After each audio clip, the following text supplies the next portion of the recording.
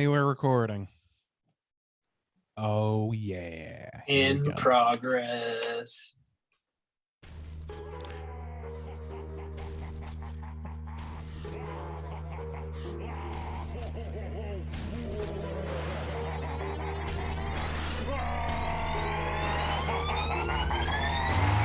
Yeah, we straight chillin', serial killing, pre-core villains on the mic, got you reeling.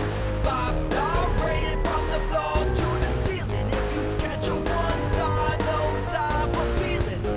Got a demon DJ on the ones and twos, by the name Beelzebub, so don't get confused. So grab a seat by the fire, roast them all over two, and prepare to hear the legend of the straight chillin' crew.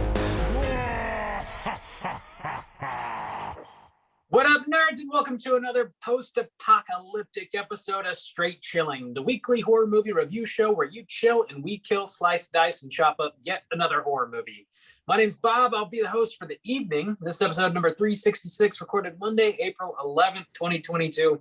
Tonight, we're talking about the winner of the April poll pick, which is Turbo Kid from 2015.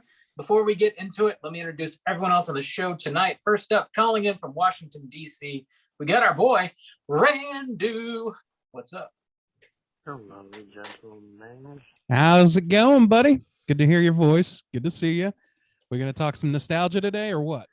I think we're going to talk a little dose of nostalgia. You had, for those of you watching us on YouTube, you saw this, but if you're just listening to the podcast, Randy was holding up a little action figure of who was that, Randy? It's One of Hot your Rod, faves? Roddy Piper, Nice. the Hot Rod himself.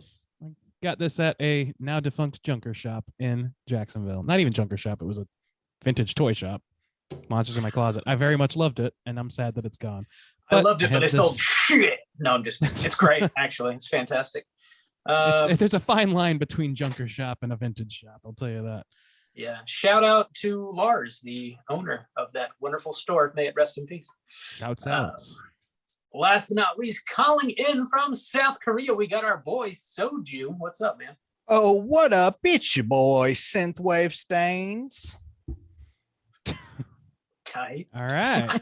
I can hear your stains. Wow. The waves of stains. Bathe me Okay. in your stains. Yeah. Okay. Your This- stains. All right. This one has ethereal- diminishing returns. The ethereal stains. We just got to keep going until it's funny again. There's, yeah. That's got to circle it back around. Horseshoe theory works sometimes. It works. Yeah, our theme for the April poll was kids on bikes. We had Attack the Block, Super 8, and Turbo Kid on there. Turbo Kid won by a single vote. It was pretty close, man. Super 8 Yeah, after almost came back and Super took 8, it. yeah, it was Yeah. like way down and came back. I think Way, our way discussion down. on here impacted that quite a bit, actually. Probably. About Yeah, how we could've don't been. remember that film at all. Yeah. Yeah, how none of us have just a blank void where that theater going experience once existed. Mhm. Wonder what We happened. got Turbo Kid instead. I don't know. we got I it. know what happens in this one. Yeah, we might have to develop some kind of weird UFO Men in Black theory as to why none of us can remember that film. Maybe we all Oh, saw you're something gonna- that night. Oh, Mandela effect style. We looked into the Blinky thing. The Mhm. little the- flashy. That's the flash movie with stick. Shaquille O'Neal, right? Damn. Yes. Yes. Yeah, the guy that slapped Chris Rock in the face, Shaquille O'Neal. That's Mm. right. Man. Before we get into the review, let's tackle some housekeeping real quick. Speaking of poll picks, we currently have our May poll pick posted on our Patreon website. If you support us at the $5 level or above, you get the chance to vote on a movie we're talking about this May. The theme for May is Friday the 13th, and we have 3 Friday movies up there. Friday the 13th Part 2, Jason X, and Freddy vs. Jason. Oh, Bob, I am eager to know how those numbers are looking. Oh, Bob. Oh, Bob. Jason X is in first place. Freddy vs. Jason is just behind by a single vote, and nobody wants to talk about part 2. So, You're gonna All kill right. blood, ain't you? Bob, try to we- remain we are. respectable around here. And I tried. People are like, fuck that. Fuck all that. Part 2. They're not even like in space, bro. Come on. Do you eat in space, bro? I don't. Make sure to get your votes in before the end of April. We'll see what we're talking about this May.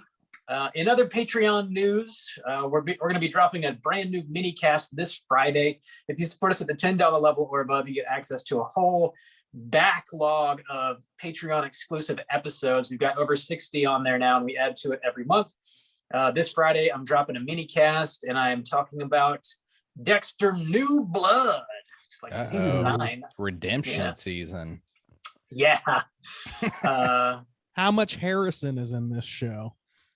It's Harrison heavy for sure. Oh shit! Really? Yeah, it really is. Oh no. He I is. hope he gets not a little child, boo-boo. That's a though. huge plot point. He's, Yeah, I guess that's true. He's a makes angsty sense. teen in this Oh season. my lord. Yeah, boy, that's one thing that show really, truly needed was angst. My lord. Yeah, I won't spoil my thoughts on it. But if you do want to hear all of my thoughts, you can hear those this Friday. It's dropping on our Patreon website. And of course, you can copy paste that RSS feed into your podcatcher of choice and listen to it on iTunes, Amazon, whatever, et cetera, et cetera. We got more It's like Patreon news. episode like what, 3 or 4 on Patreon? What? Are you talking 3 or That's 4? like, yeah, we've got like 3 or 4 mini cast up there. No, we've got like almost 70, I think. That going on 70. We got a shitload. Good. That's the joke. Wow. It's like, I'm not gonna put that one on Bob. I'm sorry. No, dude. I have no okay. fucking idea what you're talking about. like what? No, we got a shitload. A whole ass shitload of episodes on there for you to listen to. Are we gonna celebrate minicast 100? Like, do we need to keep track now separately No, of no, the no. regular episodes? And Do the you mini- have time to celebrate more things? No, I sure we don't have don't. time. We don't have time. We celebrate more than a goddamn office with all our fucking parties yeah. and shit. For real. Hey guys, I made cupcakes. Get you one. Get your hands on them. We've got other Patreon news. We got to give shouts out. We got a brand new Patreon supporter. Big thanks to Catherine D for signing up on Patreon and showing us some love. It does mean a lot to us. Every dollar you guys contribute goes right back into the show. Helps us keep the lights on around here. And as is tradition around these parts, we owe Catherine the straight chilling salute. This one goes out to Catherine. Slap my ass. Ooh. Slap my ass, Catherine.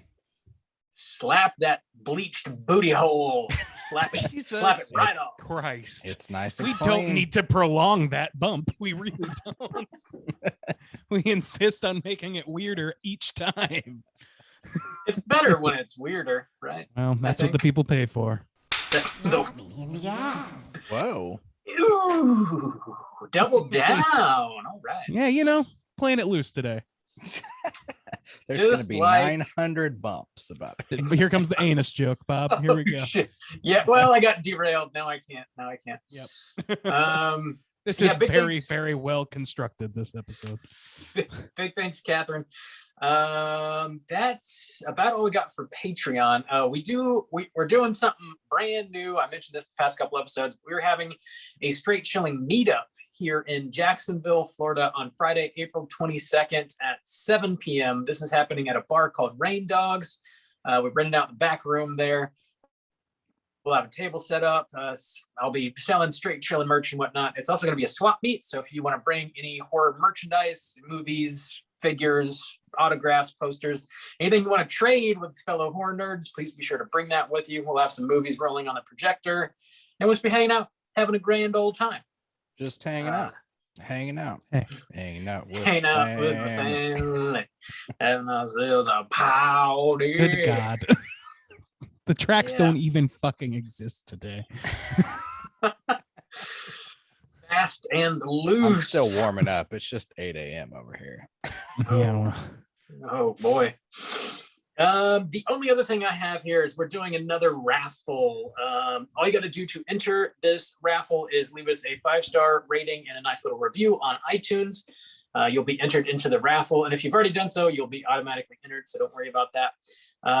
We'll probably pull it 1st of May, I think, and see who the winner is. And I'll just be sending out a nice Straight Chilling prize pack with Straight Chilling merchandise, and then probably some other horror related goodies. I'll make sure to make it nice and sweet. Load it down with some Around here, interesting that means stuff. big money. Huge money coming at you. And also big thanks to everybody that's already done that. We really do appreciate it. It's an easy way to support the show, and it helps new listeners find us. So thank you. That's all I got, guys. Do you have anything? My house is Boy, clean. it's a clean house over here. Squeaky clean. His house is clean. All right, let's get into the main event. We're talking about Turbo Kid, and we're kicking it off with the back of the box. What's on the back of the box?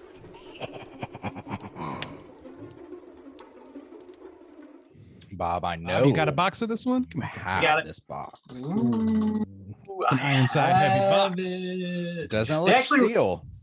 No, it's not steel. They did put out like a huge like collector's edition of this, and it's in a huge box. It looks kind of like a VHS, like cardboard box kind of thing.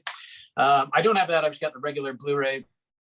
But this was put out by Epic Pictures, and it's pretty easy to find if you do want to pick it up on Blu-ray. Yes, this was released in 2015. This was directed by a collective, sort of similar to Radio Silence, but they call themselves RKSS. It's Francois Simard, Anouk Whistle, and Johan Carl Whistle. And they directed Summer of '84, which we previously did a review on as well. Could you describe to me what you mean by directed by a collective? I'm not Yeah, sure. I it's follow just that. it's like a team of writer-directors that work together. Basically, it's like Huh. Radio Silence is like 2 directors and like 1 producer, and they're the people that did Scream and all that shit. Yeah, it's just like a group of people working together, basically. Kind of like the Coen brothers do. It's just they're not. It looks like 2 of these people are related, but not all 3. What's the name of it? RKSS. All right. Look it up. Good to know. Yeah. So this stars Monroe Chambers, Lawrence LaBeouf, Michael Ironside, and some other folks. The plot synopsis is as follows. In a post-apocalyptic future, the kid, a young solitary scavenger obsessed with comic books, must face his fears and become a reluctant hero when he meets a mysterious girl named Apple. Despite their efforts to keep to themselves, Zeus, the sadistic and self-proclaimed leader of the wasteland, puts a price on the heads of the young couple. Armed with little more than blind faith and an ancient turbocharged weapon, the kid embarks on a life-threatening journey to rid the wasteland of evil and save the girl of his dreams. Gentlemen, had you seen this movie before, and would you recommend people check it out? Randy, kick us off. Yeah, I had seen this probably not long after it came out. I was certainly back in Jacksonville, so it was right around there. So yeah, I would recommend this for people that are specifically nostalgic for 80s tropey stuff. People that like, if you're into like Psycho Gorman, like if you like that sort of thing, this is probably up your alley too. I would say it's pretty likely. I wouldn't say there's too many people that I would advise not to watch it, unless you're just looking for something more self-serious. Gotcha. All right. Juice, what about you? I had never seen this movie before, but I will say that I have listened to this soundtrack over and over and over again, which is a big deal Yeah. because I'm not a soundtrack person like at all. That is not my deal. But so it's interesting to now finally like 4 years of listening to that soundtrack, watching the film for the first time. And yeah, I had a little bit of back and forth with this film. This is like paying tribute to a lot of movies that like aren't really in my like nostalgia goggles. Like, they're a little earlier than kind of when I grew up. And so for a lot of this movie, I was kind of like fighting that a little bit, but I will say it's like very endearing and charming and a great little kind of like low budget film to come out in 2015, and like I couldn't help but kind of be won over by it despite my like resistance. So yeah, I think it's pretty endearing, but I do think that the style can be isolating for a lot of people. You know, it's like very low budget early 80s Mad Max style kind of stuff, and it gets pretty gory too. That's a new one. So yeah, I don't. So yeah, a pretty decent recommend, but like it's unfortunate that you can't watch this with kids really because it does get super gory. Because I think despite that, it would be a great watch for kids, but then it gets a little too adult. I think. That's fair for sure. Yeah. Yeah. Yeah, Bob. What do you think about Turbo Kid? I've seen this maybe 2 or 3 times, and I'm definitely a big fan of this movie. I hear what you're saying about the like nostalgia maybe not being for everybody, and I admit, even like not for this movie necessarily, but like the nostalgia heavy movies feel a little played out and just kind of overdone. But when I watch this movie, like it doesn't really hit me that way. I mean, I see it and recognize it for what it is, but it doesn't hit me that way. It's just a lot of fun. It's overall like it's got a lot of heart to it, but I think it's primarily just like a really great popcorn movie. It's like, you know, kind of an adventure movie with like a shitload of gore. It's not an outright horror movie. So don't go into it expecting that. But it's kids on bikes, and you know, the guts are flying. It's just a fun ass movie. I highly recommend it if you want some fun and guts. All right. And blood. Ooh. You want some blood? Yeah. Now that sounds like Okay. like a pretty solid recommendation. Nice bringing that one back. I like that. Pretty solid recommendation from the Straight Chilling crew. Let's drop that spoiler warning and get into the rest of the movie.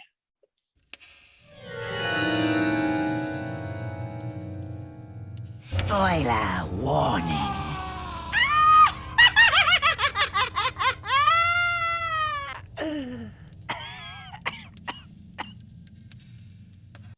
So real quick, just to kind of answer Randy's question, you were talking about this trio. So it's a brother and sister, and then the sister also married a guy that they like work with. So it's kind of like a family it's deal.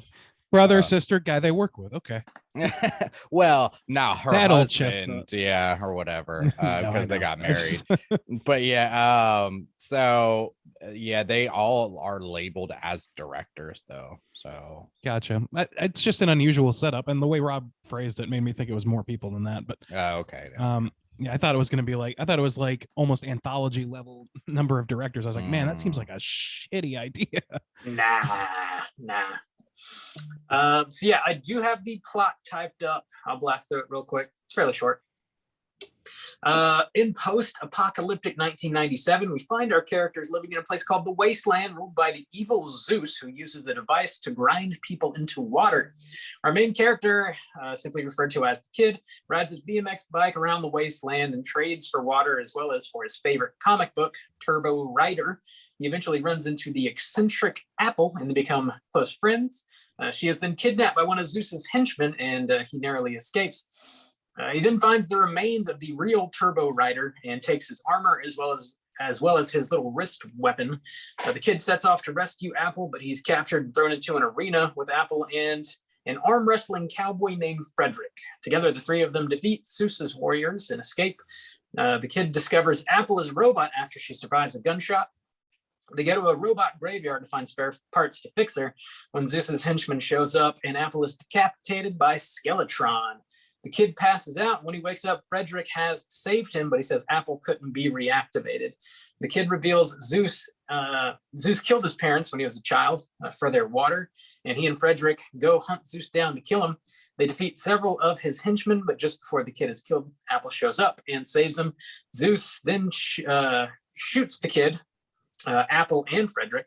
The Kid is saved by some Viewmaster discs that he had underneath his armor. The Kid then blasts Zeus with his wrist weapon and reveals that Zeus is himself an evil corporate robot. The Kid blows him up. Shit. I know. Bezos himself. The kid blows him up using explosives Frederick had. Apple protects the kid from the blast, and also the blast ends up revealing fresh water underneath the compound. The kid then buries Apple, and Frederick asks him to stay and help distribute fresh water to everybody else. He declines and rides off on his BMX bike to explore the rest of the wasteland. Roll credits.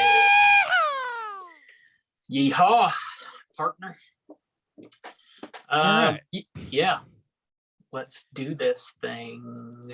Yeah, I was just thinking about this because I don't know, coming off my recommend, I was just thinking about something that like kind of really bothers me about this film and like keeps like gnawing away at me, of like the idea of the retro paying tribute type of vibe, but also filling it with that like really endearing feelings and kind of leaning into that to say like, oh, remember when you watch these kinds of films as a kid, and yet they don't make it kid friendly. It's kind of like the idea of like, just keep going with your audience. Like, oh yeah, they're all in their 40s now, and so we're going to make it adult. It's like, if you're going to pay tribute to those films, why don't you like pay them the proper respect and say like, this is a coming of age story that now your kids can watch and enjoy the same kind of aesthetic as you. I think that's like kind of, I don't know, that kind of bothers me about bringing old stuff back but making it for adults. I completely agree with you. And the thing is, like, you know, Oh, I okay. praised. I No, was yeah, worried like about your that's. face. I was just gonna say the same thing. Like when you said that, and like you know, I've praised, and I'm gonna bring up Psycho Gorman a lot this episode because they're very similar beasts. They're sort of like kind of comedic, but mostly nostalgia driven. Kids properties turned adult. Yeah. But the difference is that this movie isn't that funny. Like it's not trying to be the level of comedy or satire or whatever of that era, which is kind of what Gorman does well, I think. And this movie doesn't do that. It like you said, like it's really a missed opportunity that like everything about the story except for the gore comports perfectly to what a kid could enjoy. Yeah. And it seems like a huge misfire to not allow the kids in the room for this one. Yeah. I mean, maybe you're just a kick-ass parent and you do get the kids in the room, and then there's no problem. I don't think that makes I guess, but I mean, It all works out. I don't know. Never. Jaws gave me nightmares as a kid. I can only imagine what this thing would have done to me. Yeah, I like as a parent, I wouldn't say this movie is good enough to warrant like you know, some classics you could get away with that there's like a little bit of, you know, blood, but like not this movie. It's just okay, good. And you're right. This came out in 2015. I didn't watch it until you know, this week or whatever. But I did have the same idea of like Psycho Gorman, and I was like, Psycho Gorman really actually made me able to appreciate this film more, because still at the beginning of this film I was like fighting it pretty hard, and as I said, my recommend, it did kind of win me over with that kind of heart and the type of endearingness that I'm like talking about, the coming of age story. But you're right, without the comedy to say like, you know, isn't this so kind of ridiculous, it's almost Psycho Gorman I see as kind of poking fun at how ridiculous those kind of things were, but still doing it in a respectable way. Like, oh wow, this actually still looks good for what it is. This is more done in a loving kind of way. Like, remember how good those movies were? Yeah, but now it's like, oh, but we're gonna make it adults. But it's like, you're right.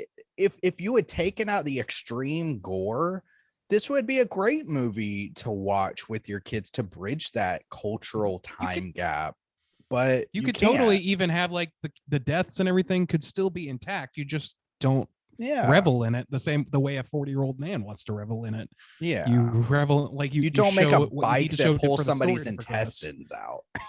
Right, and make big jokes about it or whatever. And I think that scene, maybe more than others, that's the gore that I think works best, because that seems on par with Psycho Gorman's comedy to me. Like the Ironside of it all was very good to me, and I would say that's my best that's the best example of gore usage in the film, with the exception of maybe the like 3-layered person that happens at the end, torso like hamburger situation.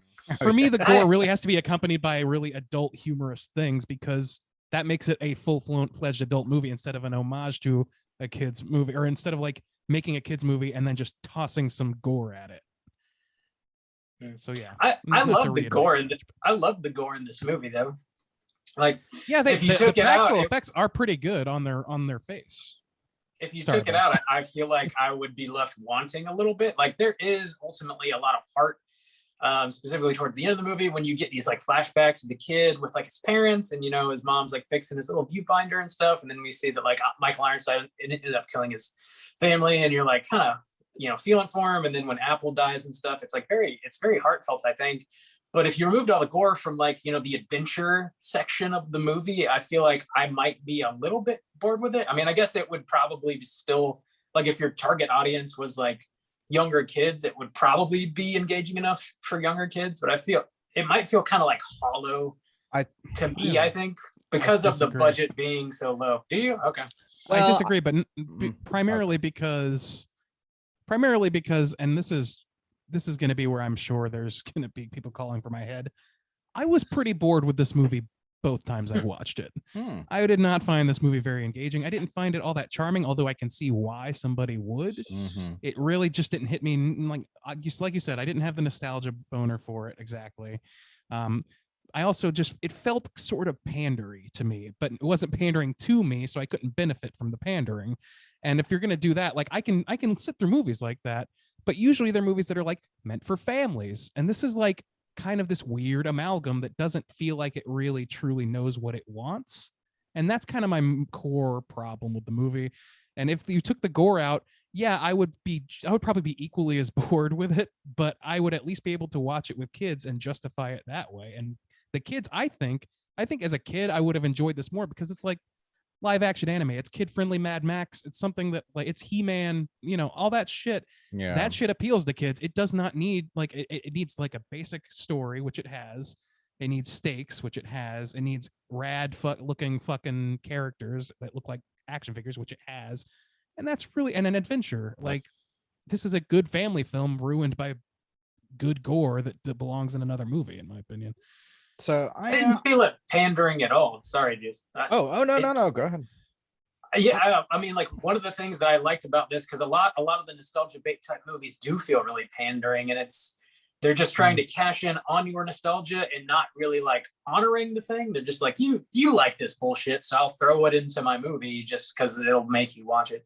I didn't like feel that way when I watched this movie though. I felt like they were just kind of making the movie they wanted to make, and it didn't feel like it was condescending to the original like properties that it was kind of riffing on, or condescending to the audience. See, I'll disagree with you. I'll come back to it because Justin, I know you want to say something, but I do want to come back to that idea. I need to get right in the middle of like 2 or 3 points here because I keep ping ponging like between you guys. Dude, same, but I haven't got in here. So okay, so I also find it somewhat pandering.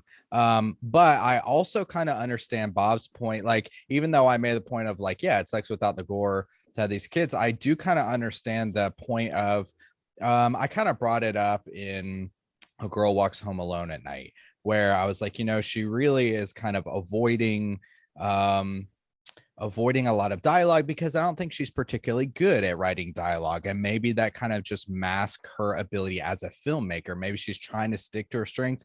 And I think that might be the case here because maybe these people just do gore well, and it does look good. And on its own, if I were to just say like, oh, let me focus on the gore of this film, it is good and entertaining. It's just weird with this combination. And so I kind of agree with both of those ideas because I struggle with this movie a bit, and also not being like, oh yeah, having the nostalgia for this style. And so for me, I was like, oh yes, the gore is entertaining, but combined with this story, it just like feels, I don't know, out of sync. Like it's like, what, you know what I'm saying? But I do feel like it is kind of pandering a little bit, especially with this opening. Man, I will say the hardest parts for me was like the first 15 to 20 minutes, because I was just like, this is silly, almost like the opening scene on his bike and the music. And it's like, yeah, that was the thing for the time, but to do it now, it feels so silly, and to have these grown men like on these bikes in these like really cheesy costumes, it's silly. And that's what kind of makes it even worse. It's like it's for adults. It's like this is too silly just to be for adults. And that's where I see the pandering element. And see, that's the thing that I want. That's part of like you're touching on the same thing that I'm kind of like wanting to lead to, which is this idea that like you've got, it's not just the nostalgia that feels pandering to me. It's a combination of things. And one of the big ones, probably the biggest other side of that, is Apple. I know people love Apple. I don't want to talk shit about that too much, but let me be honest with you and say that this is the most manic pixie dream girl, born hot yesterday, tropey motherfucker on earth. And it really, like, I don't know, like she does a good job portraying that character, but the way the character is written in combination with the gore and the homage kid elements, to me it's like seeing a creepy clown at a kid's fucking party. To me it's like these are 40-year-old men writing 14-year-old romances with manic pixie dream girls and violent gore. It just doesn't fit together well in a way that doesn't make me feel like somebody's on a list somewhere.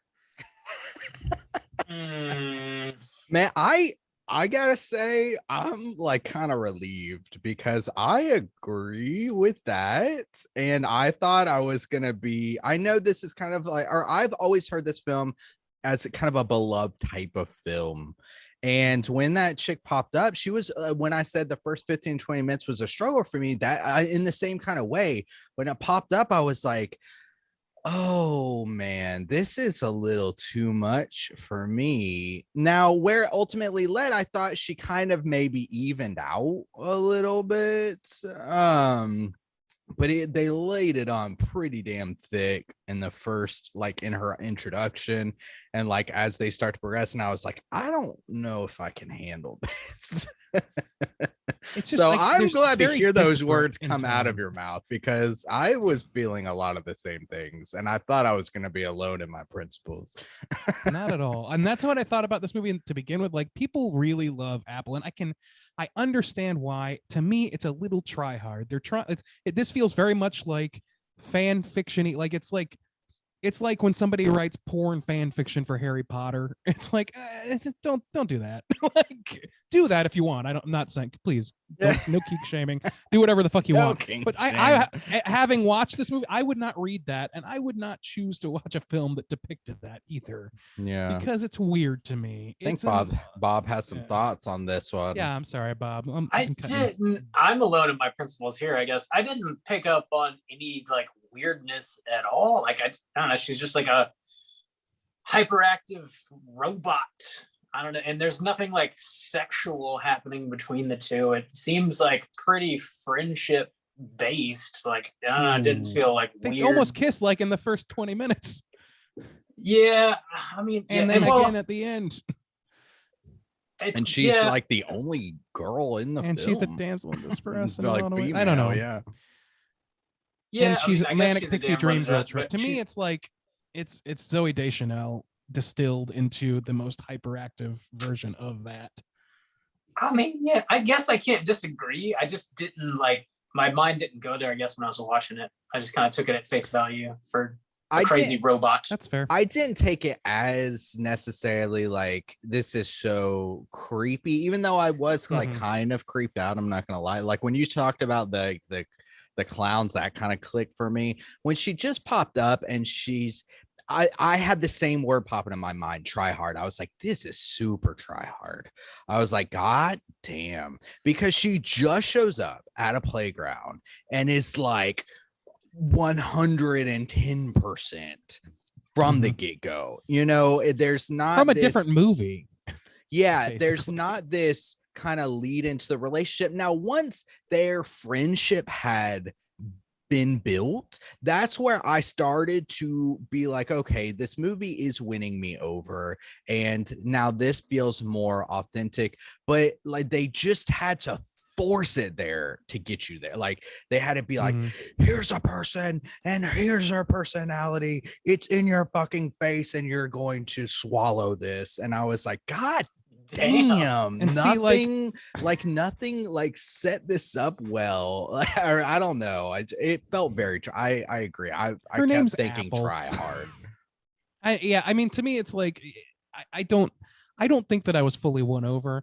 I can understand why you would be like, they don't go as like, it doesn't go as creepy as it could. And I'm not going to sit here and say that like even the first or second time I'm watching this, I'm sitting there thinking, boy, this is creepy because of this, and this. It's very much like a back of the mind thing where I'm like, why does this not feel good right now? Is it because I'm seeing, a childlike story that would fit in any, basic, like Saturday morning cartoon transplanted onto this with little humor to it, like some, but kind of interspersed. Yeah. And then like this trope that does indicate like a prize to be won in the form of a female who is doting upon you because they have no choice and is naive about the world, and that makes them easy to manipulate. And like there's this really weird, like that's written, and because it has this weird mix of childlike shit and then adult gore, she exists kind of right in the middle of that, where it's like, what is this 40-year-old man writing this girl for? Like there's something going on in the back of my head as I watch this where it just feels like it just doesn't pick a lane properly. I agree with like I get that same feeling where I was like, there is something like off. I agree. Like I'm glad. Now- I was like, man, I'm gonna be like I'm shitting on this beloved, or not shitting, but I'm gonna be questioning this kind of like beloved movie. But I 100% actually agree. I was feeling those things. I was like, there's just something like wrong with this. Yeah, it it's like wasn't chocolate peanut butter toothpaste. it was like the flavors, like each individual one. You're right. I could pick up. I was like, I like this. If, like I said, if I could take the gore and I could put it over here, I can enjoy this. And if I can take this like kind of childlike story and put it over here with these goofy costumes, then I can like that. And then maybe the toothpaste is the girl, where it's like it serves its purpose in some points, but not in a snack. Like, sure, but I mean, but yeah, I agree. It's like it was kind of bothering me, but you're putting some good words to my feelings for sure. We're developing this Disagree together, with but us. yeah, even this playing field a little. I mean, it's hard to disagree. You make valid points, but like I just wasn't feeling that way when I was watching this movie. I just kind of, I don't know, I took everything at face value, I guess. I don't know how to say it any better than that. It was like along for the ride. And definitely like the highlight of this movie for me is for sure like the soundtrack and the gore. And it just sort of like got me in the mood for just like this weird little adventure that these characters are going on. And like when you break it down and you're like, yeah, there's this robot that's like completely doting on the main character, and like she doesn't have any choice because she's a robot. And it's like, it feels fucking weird when you say it like that. But I mean, I don't know. I just didn't like linger on the strangeness of it, I guess. I was just like, okay, friendship robot.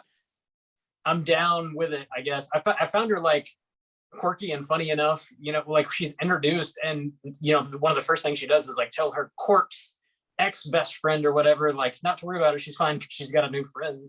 It's like, I don't know, like there's enough like humor there for me to like appreciate the character. And then of course there's like sort of the gut punch at the end when she dies, but I don't know, I didn't get weird. And that's the other thing, is like she's also like kind of woman in the fridge situation at the end, but like I don't know, like keep her on ice. What was like, no, that's like a trope thing where it's like, what is that? It's from the yeah. I think I read all about this once. It's a trope that originated in some sort of Green Lantern strain of comic books, where Green Lantern had this girlfriend and she was, here and there or whatever. And then one day he comes home and she's been cut up by his enemies and put in his fridge. And it's like she only existed for that purpose, was to be to give him a conflict. Yeah. Give him something. Oh, gotcha. And that's not exactly what's going on here, but like her own, like that's not her only reason for existing, but it just kind of has that because of her dying. Yeah. Anyway, that's a whole other thing. I don't mean to like get hung up on well, that. I was curious, like Bob, how did you feel? Because where it really bothered me, like how did you feel when she was introduced? Like, were you just fine with it? Like you said, oh, there was a little bit of comedy like in the introduction, but I mean that personality is like there 100% from the very get-go. That didn't bother you at all? No, it didn't bother me. Okay. I was down with it because it is sort of, I don't know, like juxtaposed to the kid and his like starkness and like his like timidness, you know, as he goes around, he's got all these rules. Kind of like reminded me of Zombieland a little bit. He's like, here's how you survive the wasteland, and he's kind of like breaking these rules down for her and stuff. So I was sort of like you know, balance between the two characters. I think it really didn't bother me, even though she is like in your fucking face from go. Dude, that stick, when they like found that stick, and I was just like, I guess it wasn't until they finally got thrown into the arena where I was like, I can start accepting this, I guess. Yeah. But anything before that, I was like, this is her too much. The gnome stick her line. gnome Yeah. stick, yeah. That seemed very pandering to me. Yeah. It reminded me of Evil Dead, and I was like, oh, cool. Like, It pandered to you. I guess. This I is mean, right up like, Bob's there's no alley. reason- It's his I type of love Evil Dead, girl, but- his Oh, type God. of references. It was made for me. Rob, you're just eating it up. You're just drinking the Kool-Aid, my guy. No, I don't want to shit too hard on this movie either, because I do understand why people love it. For Yeah. one thing, like there's one thing about this, there's a couple things about this movie that I really do enjoy. I don't love the soundtrack like you do, Justin. To Oh, me, like, I man. mean, I think maybe removed from the movie, I probably would. Sure, But within the okay, movie, yeah. it was just so droning. It seemed to like never change Hmm. pace with the action on screen. And that really, I don't know why. There was something about it that seemed disconnected a little bit, and it just kind of led to this like sort of baseline throughout. I didn't feel like, oh my god, my camera just Oh freaked yeah. out. When you did your hand, I will Yeah. say that having listened to this soundtrack like it's about about 4 years ago, I really got like put together like a synthwave playlist. I was just like looking up a bunch of artists, and this one came up, and so I was listening to the soundtrack over and over again. And it's hard to now take that and put it in this film, because I feel like I feel like the soundtrack is constructed better, in my opinion, than the film, because the film's so going for this like type of aesthetic, and the synth wave to me doesn't fit with the grimy like wasteland look. And so the biggest song where they're like fighting in the pit or whatever, that's like one of my favorite songs. And then them just like fighting in this like empty pool felt kind of weird.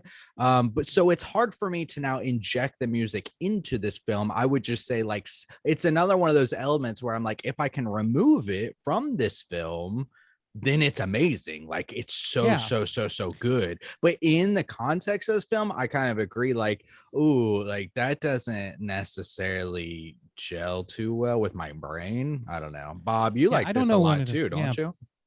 Go ahead. Yeah, the soundtrack. Yeah, I think it's Yeah. great. That playlist that you made, I listen to it probably like every fall. I usually Me like put it, too. spin it. Yeah. Yeah. It's just bangers left to right, and a lot of them are from this movie. And I hadn't seen this movie in probably a couple years, and I forgot that a lot of those songs are from this movie. So when I put it on, I was like, "Fuck yeah!" Like Me too. Yeah. yeah, That's yeah, nice. it's great. Because it is, mean, I I- made it around fall. So yeah, I bump it every fall too. It's got that good vibe, but yeah. I don't know, like I'm sure that like removed, it's like, I think you're right. You kind of touched on something that I think might be true overall about my feeling towards this movie, which is that the sum of its parts, it's like made up of really good stock generally. Like each Mhm. individual component is good and I Yeah. like, but then you put them all together and they just don't fit quite right. They I don't don't seem know to what it is. vibe completely. Like in Yeah, some they're parts close. They They're do. close. It's like uncanny valley of tone. That's the thing, is like Mhm. I would be on this kind of roller coaster of like, I'm just not into this, but I gotta watch it for the cast, so like whatever. But then I would be like, oh, okay, yeah, okay, I get where they're going, and I'm into it now, like right now. But then something else, I'd be like, oh ooh, no. I Mhm. kept doing that, like back and forth and back Me and too, man. forth. too. Like I don't want so a positive. I really like some of the other characters too, like the dude Yes. who has the blade, the Skeletron guy or whatever. That What's is his the name? most Yeah. action figure character I have ever seen. In a It movie. is, but He's Yeah. that great. totally worked for me. I don't like Mhm. all that guy completely worked, and I was like, this is. I wish they, I don't know, but the kid worked for me really well too. Something about the look of that kid and how he plays it off seemed to fit perfectly for the era that they were referencing. I was like, holy shit, this element felt like that, and the skeleton guy felt like the truest elements of what they were paying tribute to. And I was like, holy shit, they are nailing both of these parts. I would add like, to a Ironside to T. that. Who? Michael Ironside. Oh, The one-eyed villain. yes. He's hamming it the yes. fuck up. So it's a little bit bigger maybe than Skull. The Skull guy kind of benefits from being a mute in this movie. Yeah, for sure. And The Ironside robot is the reveal monologue. at the end I didn't really care pushed for it that. too far for me. If they had left that out, I would probably understand agree. why. Yeah, but But at the same time, yeah, I liked him as just like I a liked cutthroat, Ironside generally. period. Yeah. Mhm. Yeah. Anyway, I did want to like I keep every time I start saying positives, I end up saying negatives. So the positive I really want to mention is the production value. They got a lot for. Well, I think they got a lot of value for their buck. The look of this thing, like for going for Mad Max for kids, is this clearly the aesthetic they were going for, and I think they kind of fucking nailed it. Generally speaking, there's some things that are maybe a little wonky, like, but they're kind of to its benefit. Like the kid wearing essentially a BMX outfit, like that is actually like pitch perfect for an homage to 80s movies like this, because that's what they probably would have fucking used. And also within the wasteland aesthetic, having people wear things that they find and scavenge makes sense also. So I don't know, like to me, that's the sort of shit that I was really taken by, and that I really wanted to like this movie more than I did because of the things like that. And yeah, I don't know. I think that Ironside was fun to watch, generally speaking. He was. But like again, those are like good pieces. I think the soundtrack probably is good on its own. I haven't tried it, but I trust you guys on that. And it sounded good on like just isolating it for myself, but it just didn't like comport with what's happening on screen. It's a fucking Voltron with the wrong pieces. Like I feel like if they had, like, Psycho Gorman, I think perfected this idea of like it didn't go for the heartstrings aspect, which allowed it to revel in the funny adult stuff of it. The gore, the humor and gore that's in this seems counterproductive to the story and the heart that is being displayed. The thing that's charming and winning Justin over is the same thing that is making those parts obsolete in the context of this movie. And that's where I feel conflicted, because I feel like if you take like one, kind of like Bob was saying, if you take the gore out, well, then it doesn't feel very exciting. And if you take the heart stuff out, you're like, why should I give a shit? Like if you took the heart And stuff humor out, is the answer to I that don't. question. Yeah, and maybe if Could you be. could take the heart stuff out and inject it with the humor, maybe that's kind of the missing ingredient. Because generally, this movie to me like wasn't very funny. I mean, there was maybe a couple comedic beats where it's like, haha, a little chuckle here, but generally that is not the vibe I ever really got. Even when they were trying to do funny things, I was like, oh, it's for the sake of being endearing, or it's for another purpose. And so maybe that is the missing ingredient, because I'm more willing to accept what Psycho Gorman is, but like you said, it doesn't have the heart stuff. And where this movie, I was like, well, some of the heart stuff is kind of what made me give a shit. And so I'm conflicted, in the same point that Bob brought up. I thought it was a good point. Like, you take the gore out, it doesn't really fit. And I kind of like agree with that. But I just like, I'm like, I don't know how to make this hodgepodge work enough. That's the thing, is I just don't think they leaned hard enough in one direction or the other. They tried to have it both ways, and they kind of made a camel. Like they kind of did. They kind of put together this thing that is not fully clearly one thing or the other. The only thing that this movie clearly is to me is nostalgia bait.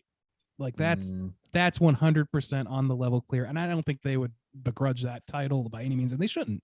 There's nothing inherently wrong with that. It's just the way that this particular movie plays it. To me, just there's something kind of like the try hard word just keeps coming back. And the thing is, like, I've seen Summer of '84, and I kind of felt similarly about that movie, but at least that one was grounded in a level of reality that made some of, that just made it, the heart stuff land a little better, and the comedy stuff made it more easier for me to ignore, because I didn't particularly care for that in that movie. I found the budget. I don't know if this is correct or not. Sometimes it's hard to find accurate budget reports. But allegedly the budget for this movie was $60,000. Oh, God damn. My wow. That's God. incredible. That is incredible. If that's true, they did a fucking great job. I don't know, Jesus. that could be incorrect. But Yeah, that's if what that's true, I would say they do they did a great job. However, I would also say it shows sometimes. Yeah. But it shows, like, to me, it fits, and it actually enhances the feeling of it being, both pastiche of its time, of the time that this movie would have theoretically come out, and also pastiche of the post-apocalyptic wasteland trope. You know what I mean? Mm. I think it kind of like lends itself to one or the other or both of those, and either one presses a gas pedal in the right direction for me. Mm. I would be stoked to see, like, I know Skeletron dies or whatever, but if you just gave me like a Skeletron movie, like a spin-off or something, I would be so about that. That, like, character's mask design is so badass, and the way you can, like, see his eyes in the shadows, and they're just like wide open all the time. He looks fucking manic. He's the Boba Fett of this film. He basically is. Yeah, he gets swallowed up by the Snarlack or whatever. I don't know. I love that character. I thought his, like, mask design was great. Like, I think it's pronounced Snorlax. The Snorlax. That's right. He gets you 2 episodes. Yeah, you got them.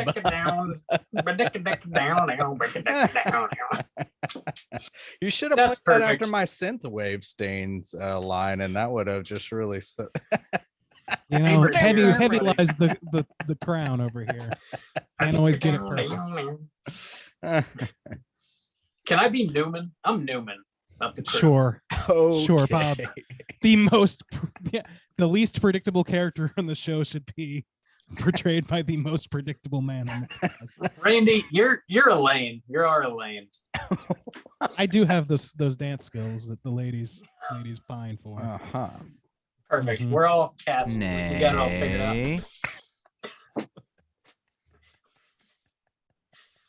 Oh, Randy can't prepare. Randy didn't need Bob's bumps this week. No, Randy had it on lock.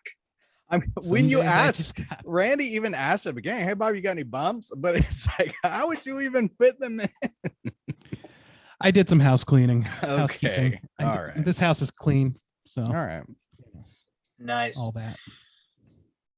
Any other points you guys want to touch on before we rate this thing? I feel like we railed on it pretty hard. Yeah, I don't want it to seem like I hate this movie. I really don't. Can't believe I totally understand why people like 45 minutes of time has gone by. Dude, really. That's how it goes. I know. I guess not, but I feel kind of bad. You should. Well, yeah, let's go ahead and rate this thing out of 5. If there's any other positives that you guys just forgot to mention or whatever, now's the time. Squeeze them in. Juice, let's kick it off with you out of 5. How do you feel about Turbo Kid? All right.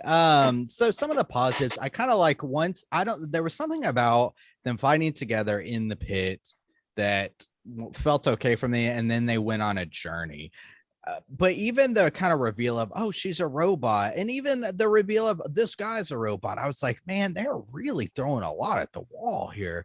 And I don't the arm wrestling guy, like, he was okay at some point times, but then not really at other times. I don't know. It just, there were some really strong pillars here that then felt like they were decorated in just some really cheesy shit. And so there's some stuff that really holds this movie up. I would say the kid, for this aesthetic and everything, like really fits the vibe.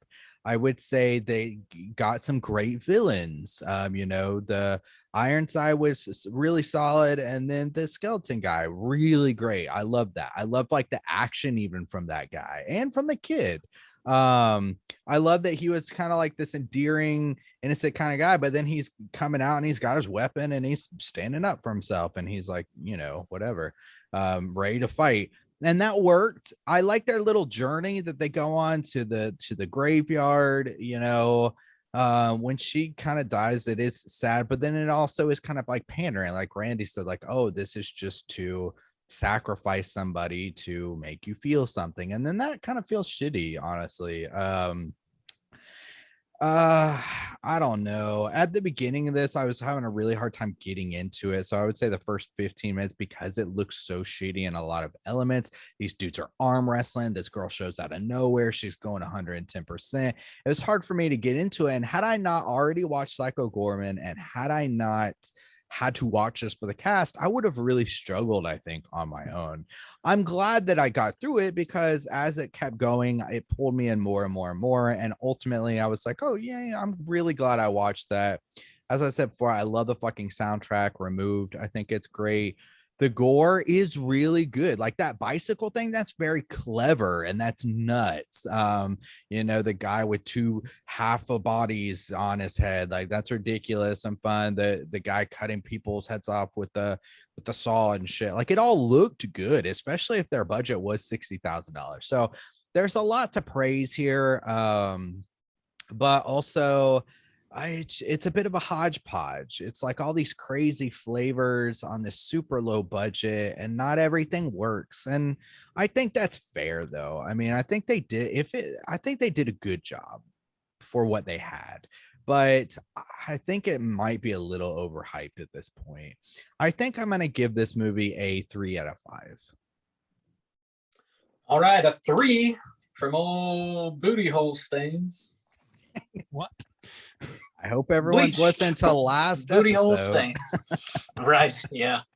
That's the thing with Straight Show. We make you listen to all of them, or That's you're our lost. jokes are ongoing. It's one long story that's 365 episodes. We It's are like the Arrested Marvel. Development, except unplanned. We're Yeah. we're the Marvel of the horror podcast world, because you also have to be a part of the Slack to get some of these jokes. It's true. Yeah. Oh You my gotta be God. all You need, in. The exclusivity. We're following the Disney model over here, Randy. I hope you can accept that. Bob, Well, la dee da. Yo, tell us, out of 5, how do you feel about Turbo Kid? I am a big fan of this movie. Sorry if I did overhype it to you guys. It sounds like that may have been the case. I just ultimately see this as like a really great popcorn flick. You just throw it on and I'm along for the ride. It's definitely like the gore stands out for me more than anything. The like pool battle sequence I thought was pretty like badass. The whole bicycle like gut removal was badass. The like Skeletron when he gets stabbed with the umbrella and like explodes was badass. There's a scene kind of towards the beginning of the movie where our Frederick character is like taking a leak and there's this dude standing next to him and Skeletron like cuts him in half with his blade and just like blood and urine goes everywhere. It's like disgusting, but like hilarious, I thought. I'm definitely here for the gore. There's also got like almost like a touch of like Mortal Kombat in here with like, there's that one character who's got like the Raiden style hat on and he like shoots his hand off of his wrist and it's got like a chain attached to it, which makes me think of get over here and all that shit. There's like That'd be Scorpion. Yeah, I wish we got more of that guy. I forgot about him. There's a few characters with some interesting like it's clear that they designed some of those characters like they were action figures that you could play with, and that's brilliant. I love that. The whole like Nintendo Power Glove like laser blaster thing was cool. Just like the practicality of everything, like the layers, like the design of this post-apocalyptic world, but it was like fairly sparse, but it felt lived in. Like his like the kid's little lair, like when he goes down into it after he does his like foraging for the day. The Wally You can moment. Yeah, that's a good way to put it. You can see like he's got like all this random stuff in his little like lair, but he's got like this big collection of like flamingos, like yard flamingos, like in the corner, and just kind of like random stuff. I don't know. I just like the design and the feel of the world. I obviously the soundtrack's probably we touched on that already. The nostalgia didn't feel like unnecessary or like very condescending in any way, and I feel like a lot of times it can in movies like this. It didn't bother me at all. The concept of juicing human beings because like the water is just acid rain and you can't consume it, so like I think that's a really cool and very like gruesome concept that I guess like in a roundabout way makes sense because humans are mostly made of water or whatever. But it's just like an interesting idea. And the fact that the world has been sort of like overrun by robots, and we only get like, hints of what really happened in like what caused the apocalypse to occur. But like whenever the kid goes down into Turbo Rider's ship and he sees like there's a little like video display screen and like there's a message for Turbo Rider and someone's on there saying like, "You're our only hope, you gotta go and stop these crazy robots from taking over," or some shit like that. So like there's just evil robots everywhere that cause the end of the world, and like that's what's happening. And this dude has this crazy spaceship and he's like a real life superhero basically. There's like a lot of stuff sort of like underneath the surface of this movie that they don't like over explain that I find to be like pretty interesting. And then, of course, you mentioned like the heart towards the end where we get flashbacks of the kid and his parents and all that, and then Apple passing away. I think there's a lot of stuff to like here. Maybe it could have used a little more substance, but I don't have a whole lot of negatives, like really hardly at all to speak of. I'm going to give this a 4 out of 5. Randy, how do you feel?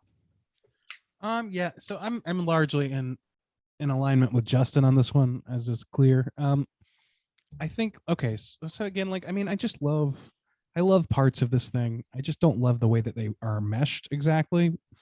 I just really don't think that it picks the lane and sticks the lane. Like to me, there's a few things in this movie that are like groan worthy. I feel like part of it may be like it's not just that there's a lack of humor to sell this stuff to me. It's that a lot of the humor that we do get, like Justin said, doesn't land for me.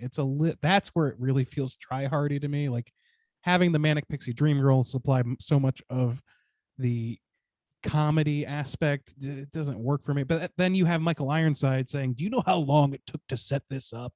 Talking about the fucking intestines on a bicycle, and that's hilarious. So it's like, I don't know, man. There's just like some weird brew happening here. It just does not hang together well, for my money.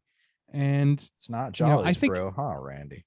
it's not. And like Rob, you mentioned like the robots, and like one thing, like of all the stuff that happened in this movie, like it just like there's a few things that also just kind of rubbed me weird. They just really needed to have Harrison Ford, the character in this movie, and so they had an arm wrestling cowboy. They just needed that for some reason, and he serves almost no purpose, I would say. Yeah. I think he could easily have been cut out of this movie and nobody would have missed it.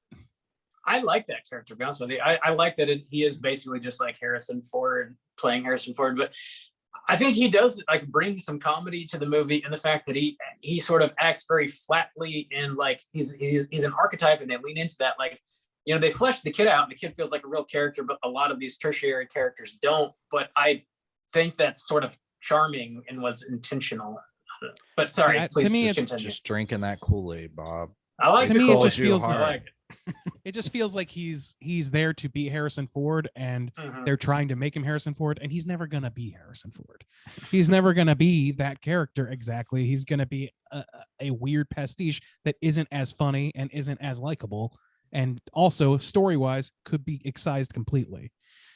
So I just don't dig on that. And what else? Like, Ironside goes a little too big sometimes. Like there's a lot of like little things that nag at me with this movie.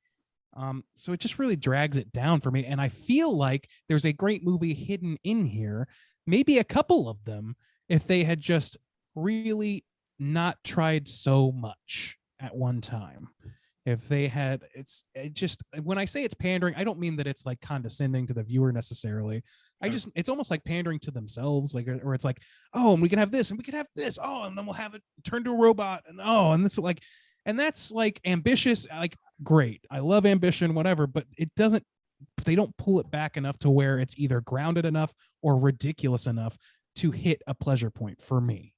So with that, all that said, I think that for me, I'm going to agree with Justin that it's not a down the middle movie for me, but it is just above that. I would say it's a 3. And that's largely on the back of the fact that I can point to a lot of individual aspects of this movie that are great and then just doesn't really come together. So, yeah. All right. With Randy's 3, that's going to put our aggregate at a 3.3 repeating, of course. Let's go ahead and jump to our Rotten Tomatoes segment, see what the critics and users think about Turbo Kid.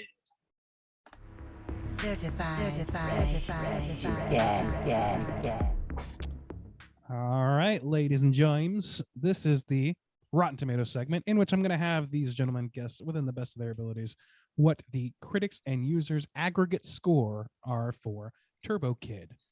This is RottenTomatoes.com's reading for Turbo Kid, and they've got 55 critic reviews. Let's start with Bob. Bob, what do you think that the critics think about this movie percentage-wise? 55 reviews, remember. Yeah, I think it'll be generally positive here. 55. I'll take a 75, please. 75 percentile. Soju, are you going over? Are you going under? Where are you going? 75. I don't know. I feel like I've only heard positive things about this, but I don't know how much of that is just hanging out with Bob. Turbo Kid. 75. I don't know. I think people are kind of going to be like Bob and drink the Kool-Aid a lot. I feel like what we see is pandering. People are going to be like, yeah, thanks for giving me that. And like, oh yeah, it's for adults to go. Oh yeah. So I might take the I'll take the Project 86, please. Oh, the Project 86. All right. They never let me down. Never. You know? Never. Let's see. I'm banking on them this week. Well, you know what? Your bank is well cared for. This is a 91% on Rotten Tomatoes. 91. And it's times like this I like to remind everyone that this is an aggregate score of how many above 75 ratings it got. I believe it's 75. I'm gonna get that. Hell yeah. Wow. What are you doing right now? What is happening? Wow. What are we doing? You got to follow the Slack to find out. That's the Disney model. Oh God. We're following success. The juggernaut. We're going episode, to Amazon next. Yeah. All right, let's go to the audience score next, actually. And Soju, you can start us off on this one. There are 2,500 plus user ratings on this particular film. What do you think that the Bob's on the verge. I'm just trying to beat it. Next thing you know, we're gonna start unionizing, and we're gonna have a fucking straight chilling rocket ship. We're going to fucking Mars. Justin, I got this. Watch this. I gotta take a dump. Got him. What? Bob's a scat man.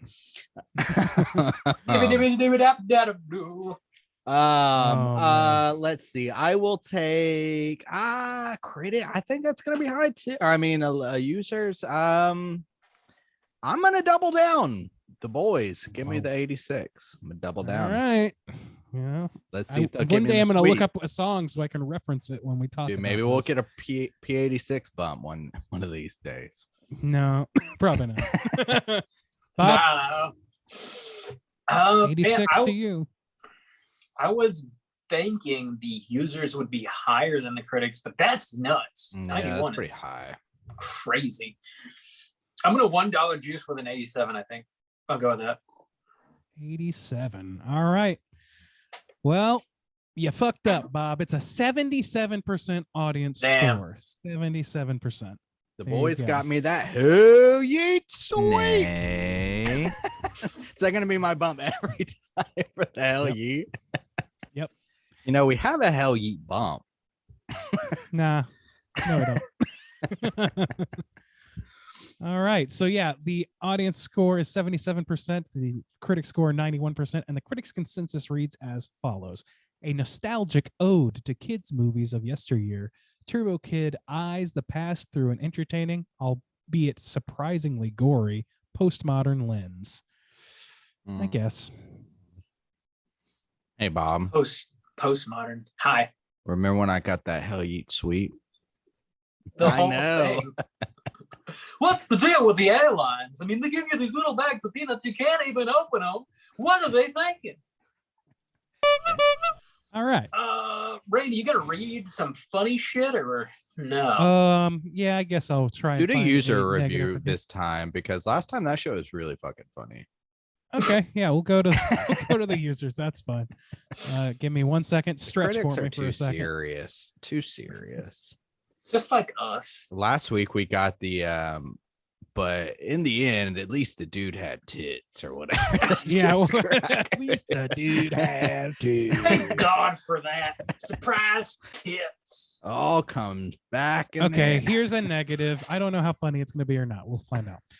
Tim G says, I was waiting for this to end. Shoestring is one thing, but bikes, it isn't even funny in a corny, reliving the 80s way, and it's just slow and unoriginal to boot. And the violence seems to be the point of the movie for some reason. Yeah, that wasn't funny. Oh yeah, that's unfortunate. Yeah, It's like poorly written as well. Well, yeah. So, I mean, this is the user section, guys. You asked for this. I did. So- Last week was such a success. I thought, why don't we Like, try to double down? Lightning in a bottle, dude. You can't have, at least he has Yeah. tits twice in a row. It's just Yeah, not gonna happen. It's feeling pretty try hard over here, guys. Come on. Yeah. Oh, come on. We're trying too hard. Time to switch to that Amazon model. Disney's not working for us anymore. Oh, no, I'm afraid that they wouldn't approve of that at all. Oh. All right. That That's the end of somehow Rotten made Tomatoes. it. All right. That's a good bump, Justin. Let's I do have some trivia. Let's go ahead and jump into it. It's totally time for trivia. All right. Yeah, I found a few interesting points here. So this movie was originally supposed to be set in a desert wasteland, but due to rainy weather during filming, the quote acid rain was included in the storyline. There were ponds and some puddles that they ended up tinting green to help simulate this idea. Also, in the scene, we didn't talk about this actually. The kid and Apple end up spending the night in a video store, and there are some posters in the background for the short film that RKSS made. You can see those on some VHS covers as well. I didn't even realize they spent the night in a video store. I don't think that really clicked Did for they? me. No, Yeah, not for me either.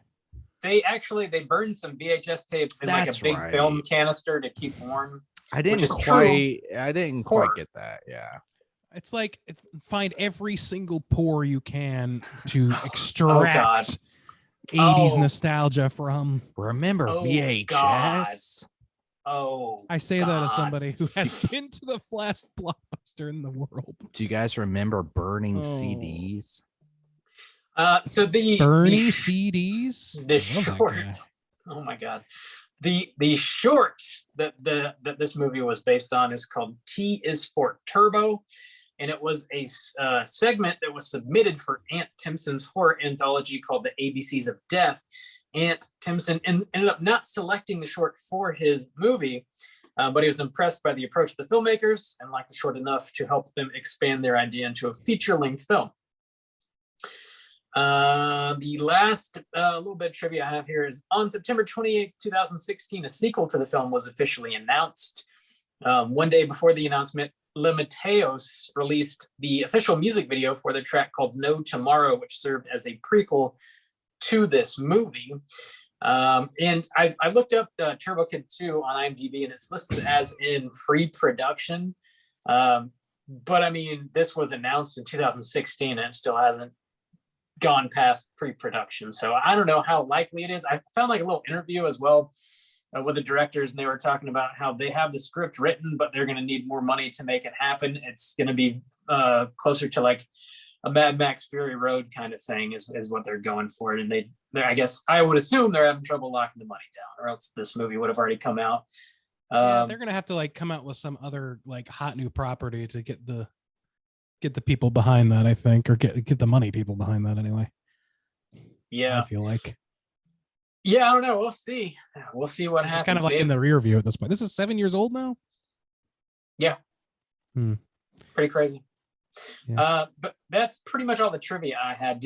Is there a cooter in this movie? There's a cooter in this negative review section that wrote, "It is what it is. Crap." Wow. That's what it took some digging, but I got there. Wow. Anyway, yeah, cooter of the week. Let's talk about it. Straight chillin'. Cooter of the week.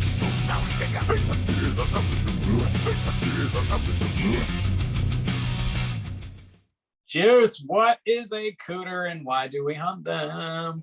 Cooter is a character type and a straight chillin' exclusive. Cooter must hit 3 of these 5 points to be considered a cooter, but we want the cooter with the most points. The 5 points of cooterdom are sexual deviance, manipulation, smug arrogance, overall look and attire, and overall patheticness.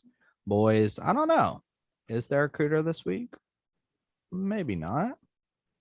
I don't Nobody know. really jumps out at me. Let's talk about old Ironside, because I mean, really, I think if anybody was gonna hit it, he'd be it. So smug arrogance, check. Yeah. Manipulation Munching on grindage. Check. We could say that he tricks everyone to think he's a human being. Sure. Well, I mean, he Alright, manipulates people constantly. Like he's like, "Oh, I'm not gonna hurt you. I'm just gonna sit right here and threaten you quietly," and then he fucking kills you. Yeah. I don't know. So smug arrogance, and That's off the manipulation for sure. Mhm. There's no real sexual things going on at all in this movie, so I would No. say no to that. Looking attire, though, we might be able to give him looking attire. Everybody looks like he's kind of the wacky. most normal out of everybody in this movie, with the exception of perhaps Cowboy Bebop. Yeah. Boy. He looks Cowboy Bebop. like dressed That's what I was appropriately, I would say.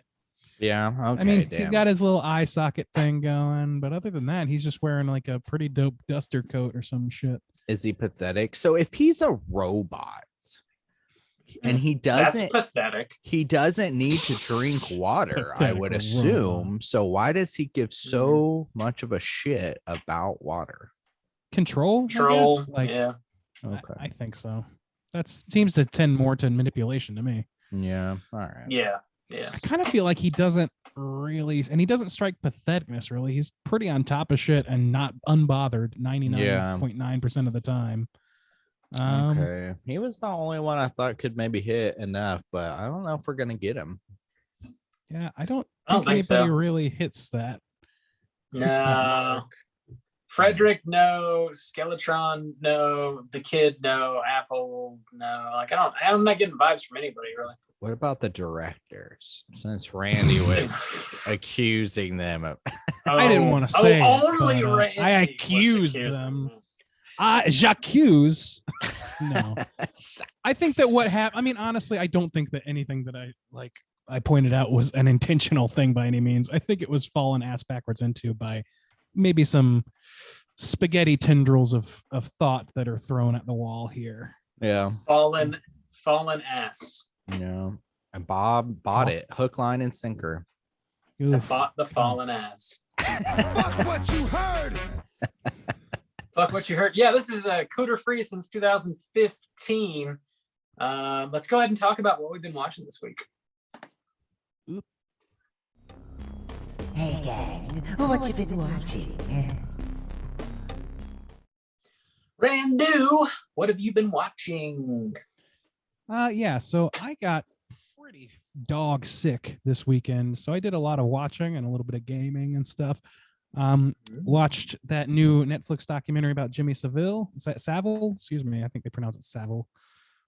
Which is a 2-part true crime documentary about Jimmy Savile, who was a radio and television personality in Britain.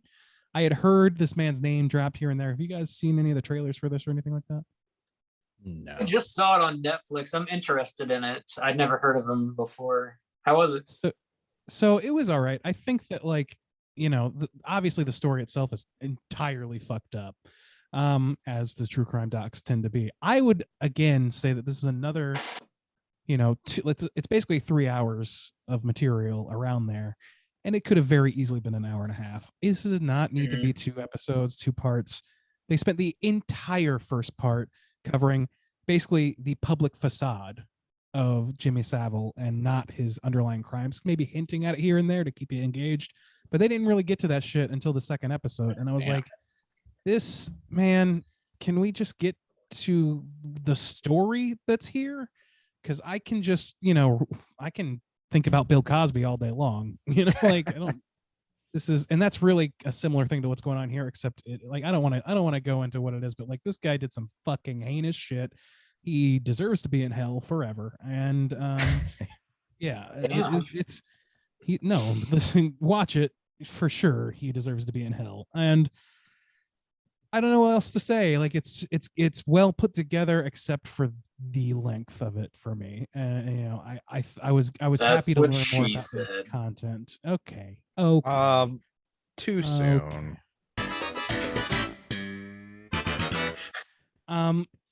Yeah, so I watched that, and I would recommend it overall, but it's just a little long.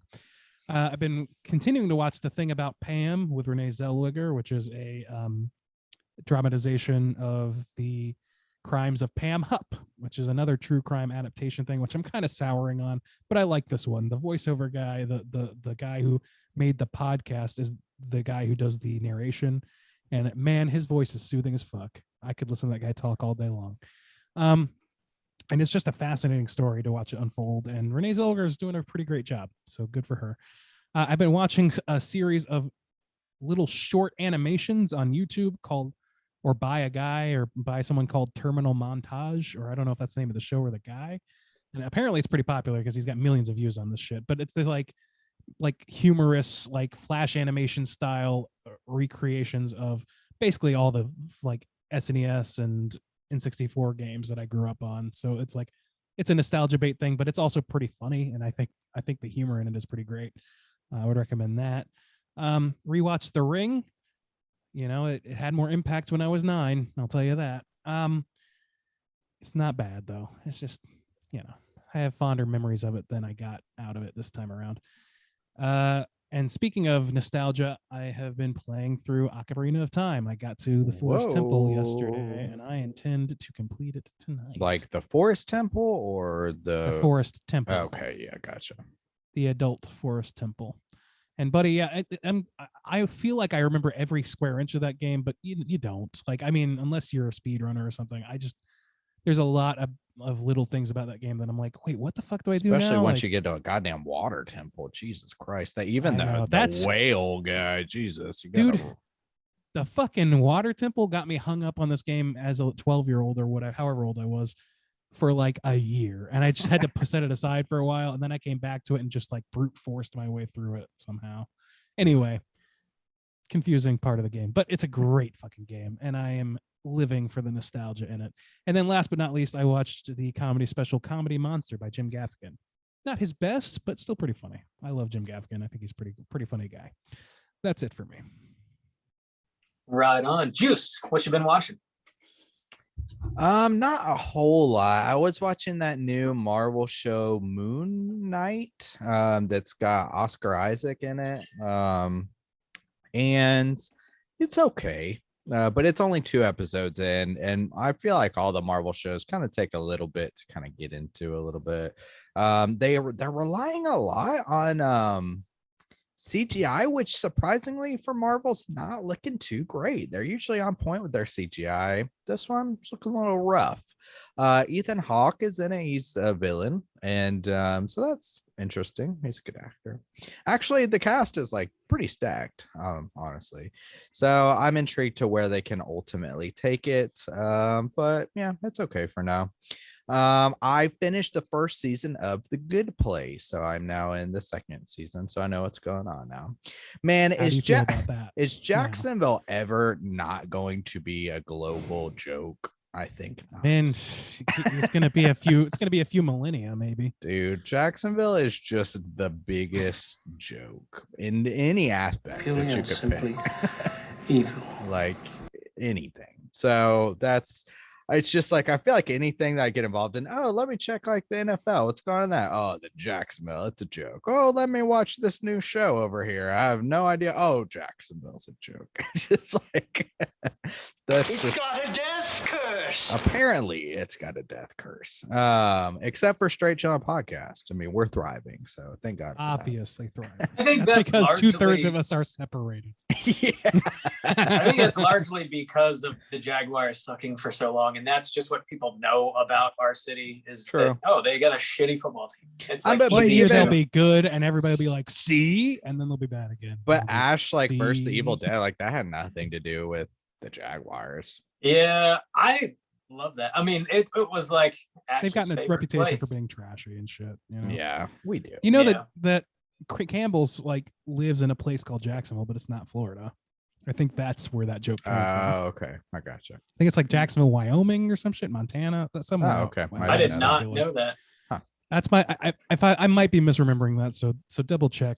Your Okay. mileage may vary, but that's what I remember. So yeah.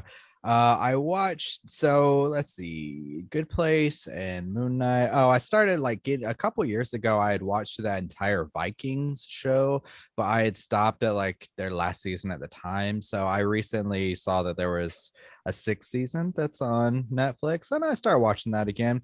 It's okay. Once you get past a certain point and certain characters are gone, it really loses like its initial like value. But Is this Good Place? Wait, what is this? no, I'm sorry, Vikings.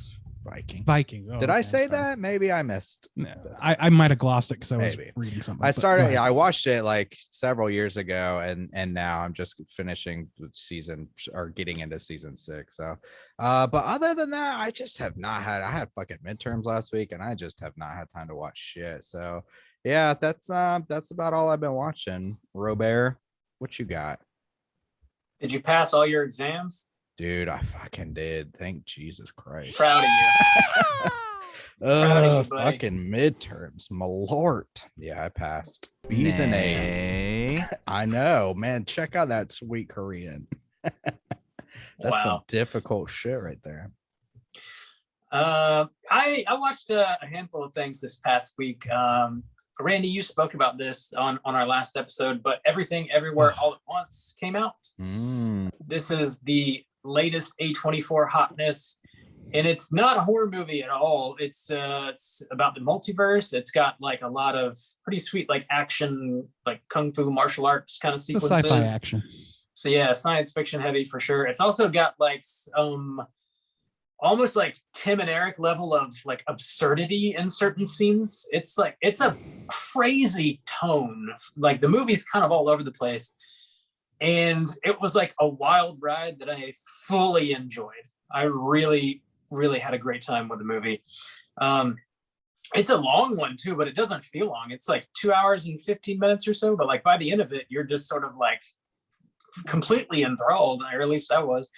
I recommend it. It's very different, very original, fun, wild ride that's you couldn't possibly be able to figure out what's about to happen next. Nice. I'm glad. Um, senses, isn't yeah. my friend? A24 it is a has a delight. shit ton of movies coming out this year. Yeah. Bob, you want to know something interesting about that? I mean, it's A24, so you probably guessed this, but I watched a featurette on YouTube with the directors, and man, a lot more of that movie is practical effects than you might realize. I was Nice. shocked at how much of it was not digital. They just do a great job of like meshing things together.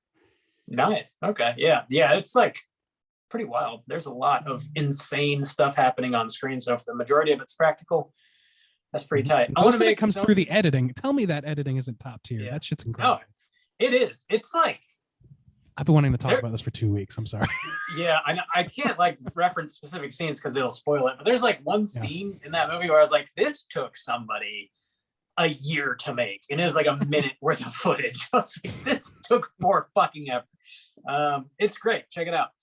I also rewatched Red State, which is Kevin Smith's first horror movie. It's got Michael Parks in it. John Goodman is also in it. It's about this like extreme church in the South, and there are these kids that are kind of up to no good, and the church like grabs hold of them, and they're gonna like sacrifice these kids, and the FBI sort of like gets wind of it and tries to intervene and stop them. It's a pretty wild ride. It's got some amazing actors that are just like absolutely chewing the scenery and doing a great job, and it's got a very strange ending. It's not like a twist necessarily. It's just a very interesting idea and an interesting way to end this movie that you would not anticipate happening. I really dig it. I enjoy it. I don't know if it's streaming anywhere, but if it's easy to find, I would recommend throwing it on. Pretty good shit. It's also got that dude from Breaking Bad in it. He's like one of the drug addicts. What I can't remember what his nickname was. It was like Badger? Badger. Yes. Skinny I Pete? want to just It's one Yeah, I of was like, those. Skinny it's Pete. Badger. It's Badger. I kept thinking Ferret, and I was like, I know it's not Ferret. What's his Badger, fucking the name? one with That's- the piercings. No, that's Skinny No, Pete. it's Skinny Pete. Yeah. Oh, okay. Oh, no, But yeah, sorry, there- that's combo. No, Also, yeah. anyway, it doesn't matter. Combo. You're thinking of combo. Combo. Yeah. too many drug addicts. That was good. I also watched Final Destination 5 to complete the franchise. Okay. Bob, did the odds hold up? They do actually. Wow. Wow, there you Watch the go. odds. Okay. Yeah. Watch the odds. 1, I always 3, do. and 5. Yeah, part 5, like they kind of took the kills a little more seriously. Like part 4 was a total like they just fucking gave up is what it felt like. But part 5 actually had like some really interesting kill sequences, and it also did some interesting things to sort of like tie it back to the rest of the franchise, and it wasn't just kind of like a standalone group of characters like most of the sequels are. So they put a little extra like kind of thought and love into it. Did enjoy it. Solid stuff. I also watched Dracula 2000 for the first time. Oh, Bob. Oh, Why? no. I came across You really don't value your time, do you, Bob? apparently not.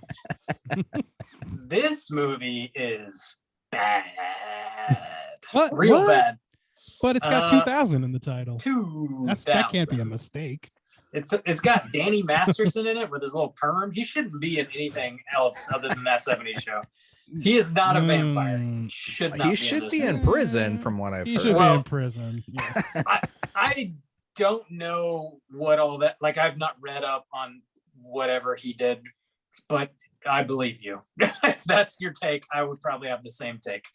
Which is oh my god, which is unfortunate. Also, I didn't realize that this movie was like largely set in New Orleans, so I did at least get some enjoyment out of that. But like overall, the plot is just I didn't remember absolutely that. Dracula in Nonsense. New Orleans? Jesus Christ. yeah. I mean, that Thanks, could Anne work Rice. in a movie without 2000 in it. 2000. What is that show? True Blood was New Orleans. Oh, wasn't I it? never watched it. Yeah. It was in I didn't either. Louisiana. It was like backwoods The bayou. Louisiana. But Interview with a Vampire was also in That's Louisiana. true. You had a hard on And- for that, Juice. And apparently Candyman Deuce, which I've still never seen. It's solid. You don't have to. I like it. Takes here. That's pretty much all I've been watching for the most part. Yeah, we do have one more segment to get into, which is our hotline screams. We don't have any voicemails to play for y'all this week, but if you're listening and would like to call in and leave us a voicemail for next week, you can do so at 904-638-3231. Do we have any prompts you want to throw out there for next week? just- Juice, you I What just you got? thought of one since you were talking about what you've been watching. I wanted to do a create your own Final Destination kill. Call Ooh. in with your Final Destination kill ideas. Maybe we'll put together a little knockoff straight chilling Final Destination. You And don't know what death is. in 5 years, once we've got some funding, Yeah. Oh yeah. That's all. this will Just be the five. Give us tribute. $60,000. I know a guy. So yeah, I don't know if you could create a Final Destination. I will say some of those kills like affected me in life, or just anytime I'm driving behind like a car or a truck that's like carrying like I fucking hear big ass this all the logs or some time. shit, or Yeah, everybody. Yeah. I think of that Dude, shit. Everybody feels that way, I think, because of this movie. Yeah. That log truck sequence is the opening for part 2, and that is the only scene worth remembering in that. Yeah. That scene is It- so good, though. Ugh. I It agree is. with you, but man, that scene is great. Their intros are like pretty legendary, honestly. Like the airplane in part 1, log truck in part 2, part 3 was the roller coaster. Part 4 is like I've already forgotten, honestly. It's the racetrack. Oh, yeah, They're you said it watching, last like, week, race yeah. cars. Oh yeah. It's so bad. It's You guys got any ideas for some sweet yeah. Final Destination kills? Let us know. Yeah. There's like I think I'd have to think on this actually. There's Yeah. like one scene. Let's not workshop it just now. Yeah, Go ahead. there's one scene in one of those movies, and I'm blanking on which one it is. It might be part 3, I want to say, but this dude gets like stuck to the bottom of the pool. Like somebody turns the pump on in the pool, and it's like an in-ground pool, and the grate like gets torn off or something, and he gets like suctioned down to the bottom of the pool. And it like rips his guts out through his butthole. It's like I read it's a book real like that. gnarly. Yeah, There's a that's Chuck right. Palahniuk book that I think that's how you pronounce it. Palahniuk, I think. Anyway, I started reading that book. It's called Ghost, and I was not ready for it, so I stopped immediately and complained about it for years. That's why you don't swim in pools. That's That's true. why. Love pools. Give me the pool. So yeah, call in next week. Let us know about your Final Destination kill. 904-638-3231. We're going to be back next week with a brand new show. As always, we're going to be talking about another Patreon pick. This one was chosen by Miles B. And the movie is The Curse of Frankenstein from 1957. Not that one. That's a mummy movie, and it's That is a dog mummy. shit. Mm-hmm. So slam your eyeballs into The Curse of Frankenstein. Get ready for next week's show. Until then, please rate, review, and subscribe to us on iTunes. You can follow us on Twitter at STR8_chilling. You can hit us up on Instagram at Straight Chilling Podcast. And you can send us an email through our website, straightchillingpodcast.com. If you want to join in on our daily Slack channel conversations and get more of these wonderful inside jokes, just hit us up on one of those social media outlets. I'll send you a link so you can join in on the fun. And until next week, as always, all you mother truckers, please keep chilling.